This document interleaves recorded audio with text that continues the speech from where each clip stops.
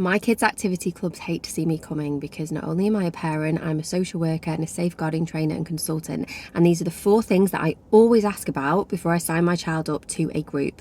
Number 1, can I see your safeguarding policy? Actually, I shouldn't have to ask that question because it should be readily available on a website. If it's not, I ask to see it. Second thing I ask is, when was your safeguarding policy last updated? Now, safeguarding policies should be updated once a year. However, there have been a number of changes in legislation this year. So if I was looking for a summer activity provider for my children, I would be checking whether that safeguarding policy had been updated this year. Even if it wasn't due yet, I would be interested to know that the designated safeguarding lead is aware of a number of the changes that have happened within legislation. Number 3, what are your safer recruitment processes like?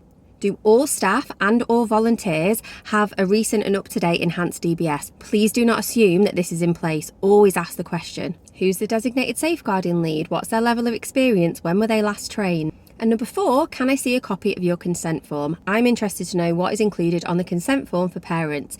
Is there anything about photography? Is there anything about data protection and GDPR? Are you asking questions about parental responsibility? What are the procedures like for pick-up and drop-off? How do you identify another family member who might be coming to pick up my child? Are you including levels of supervision, things like support going to the toilet? As a parent, I want to know that a children's activity provider has thought of all these things because my child is the most important thing in my life. Now, when I speak to my friends about this and I say, here are the questions that I would ask, a lot of the time they go, oh, I don't really want to ask that. I don't want them to think I'm a difficult parent.